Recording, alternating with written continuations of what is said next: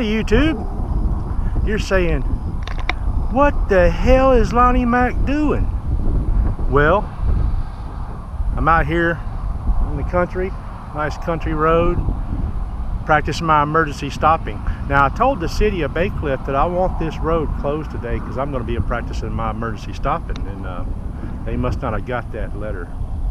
But I'm out here in the woods for a road that's mostly not used. It is kind of closed. I'm kind of very closed now. I don't think I'm supposed to be here, but you're supposed to go over a big wire on the fence when you, I don't know. But I'm out here practicing my emergency stopping, and I suggest y'all should too. I see it on the forums a lot, so move the camera over here. Get these beautiful 14-inch ape hangers on the old choppa, all internally wired. They're just beautiful.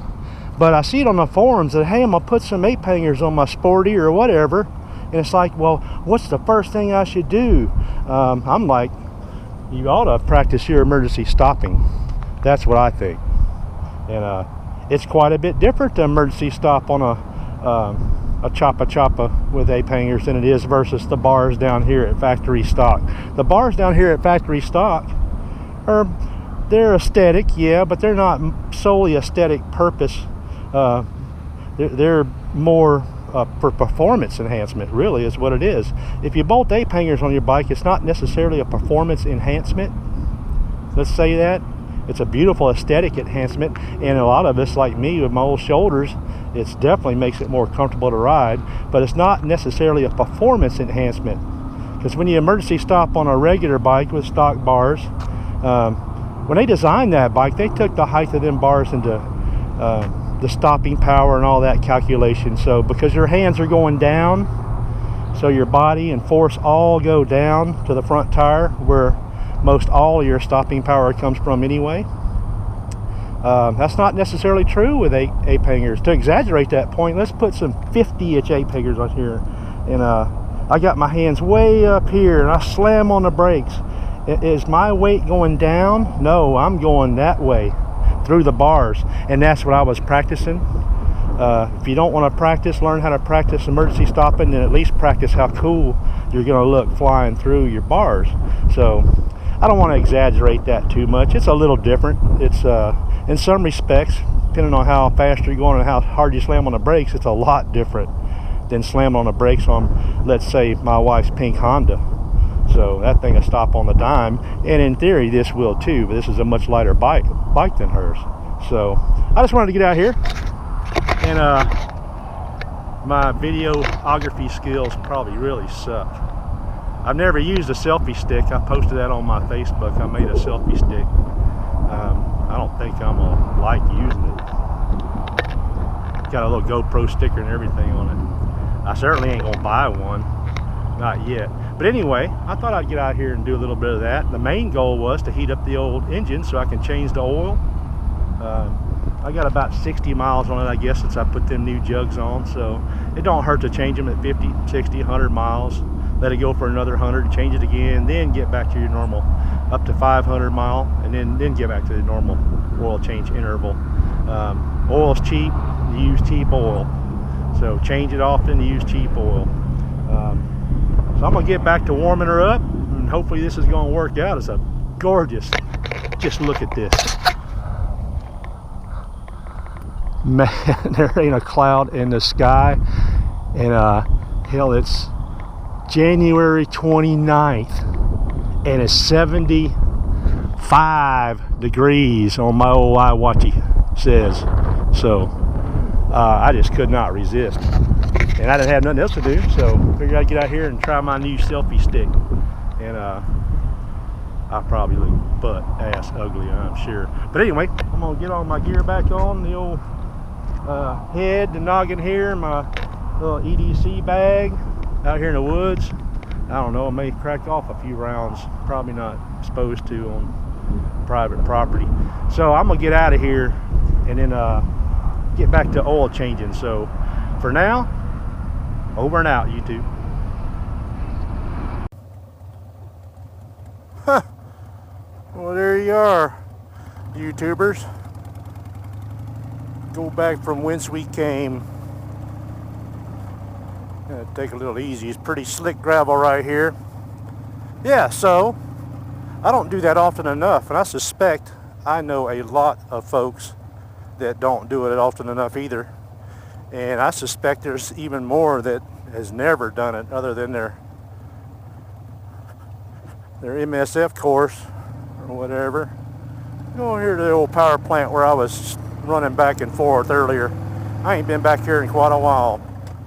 But every now and then, at least every third or fourth ride or so, I do like to go practice my emergency stopping.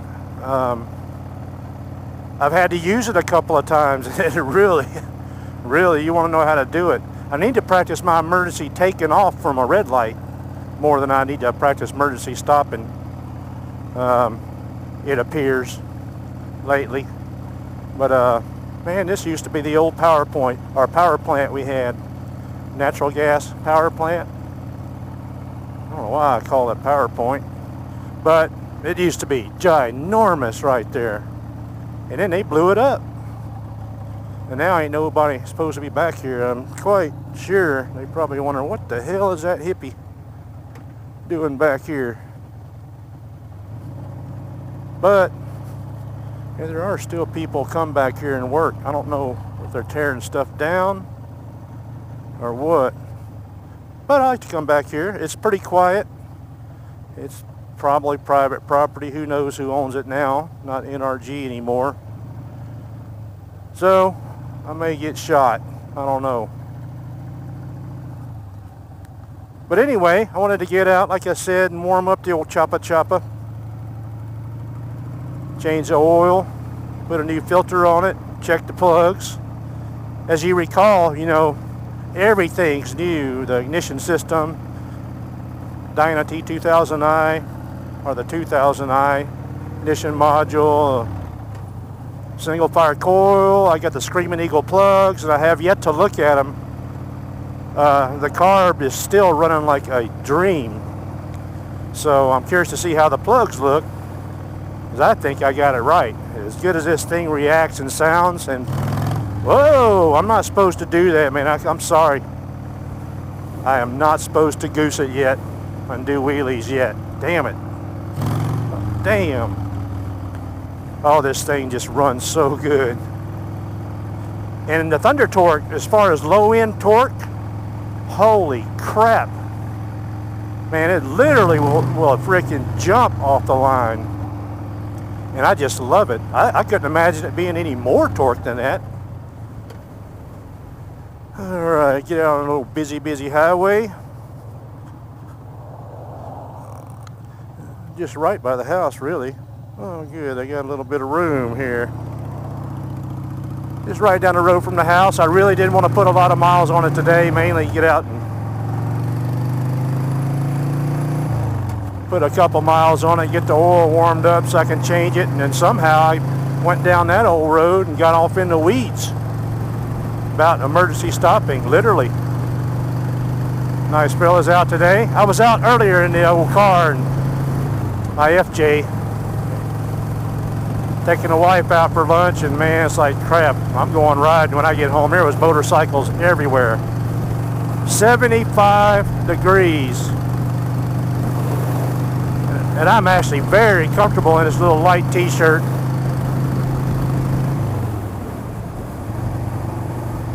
Yeah, taking a ride. Okay, YouTubers. This is probably going to be a little quickie. I just thought that was something fun to do. Taking a ride. I know I hadn't done that in a long time. I actually haven't done my emergency stopping since I rebuilt the old bike. So I figure, well, let's do that. It could either be good or turn out real bad. I don't normally lock up the back tire like that, but I also, at the same time, I want to know what it feels like to lock up my back tire.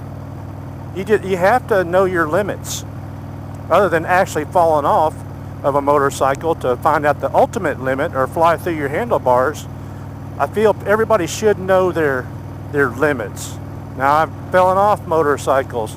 I've been through handlebars in real life, and neither damn one of them are fun. But it happens, you know, especially back when I was a kid, dirt riding, it happened all the time.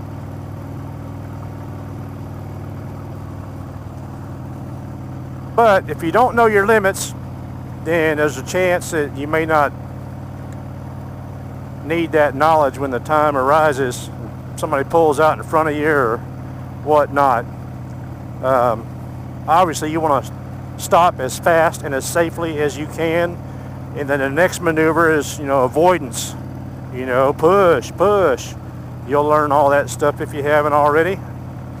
But that's probably key to surviving any accident, is not getting in one, right? Kind of the number one thing. But we're home YouTubers, so hopefully that was a bit enjoyable. It was for me. And I'll go render this out and see if I can't make something kind of funny. All right, over and out.